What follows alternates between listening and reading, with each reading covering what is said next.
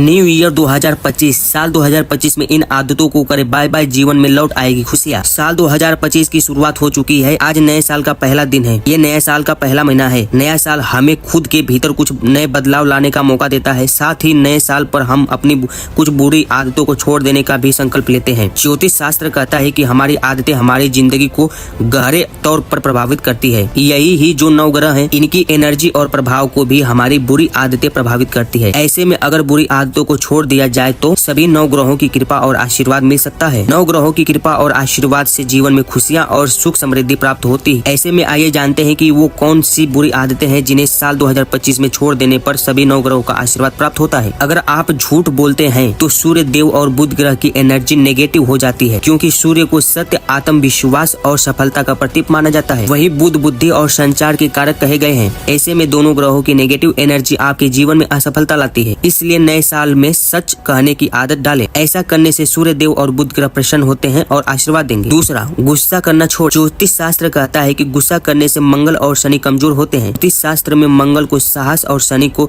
संयम और कर्म का प्रतीक माना जाता है। ऐसे में आपकी गुस्सा करने की आदत से ये दोनों ग्रह आपकी कुंडली में कमजोर होते हैं। इससे जीवन में परेशानियां आ सकती हैं। ऐसे में नए साल में अपनी गुस्सा करने की आदत को छोड़ दें। ऐसा करके आप मंगल और शनि की कृपा हासिल करेंगे। तीसरा, आलस्य और वक्त बर्बाद न करें। ऐसा करने पर शनि और राहु नाराज होकर शुभ फल देने लगते हैं, क्योंकि ज्योतिष शास्त्र में शनि कर्म, अनुशासन और राहु इच्छा शक्ति और बदलाव के कारक माने गए हैं। ऐसे में नए साल पर इन दोनों बुरी आदतों को छोड़ देने से आपको शनि और राहु का आशीर्वाद प्राप्त होगा, जिससे आप अपने लक्ष्य को प्राप्त करने में सफल होंगे। नेगेटिव सोच और जलन न रखें। अगर आप नेगेटिव सोच और दूसरों से जलन रखते हैं तो आपकी कुंडली में चंद्रमा और केतु कमजोर हो सकते हैं, क्योंकि चंद्रमा को मन, भावनाओं और केतु को अध्यात्म का कारक माना गया है। इन दोनों के कमजोर हो जाने से जीवन में कई परेशानियां हो सकती हैं। ऐसे में साल 2025 में अपनी सोच पॉजिटिव रखें, दूसरों से जलन न रखें।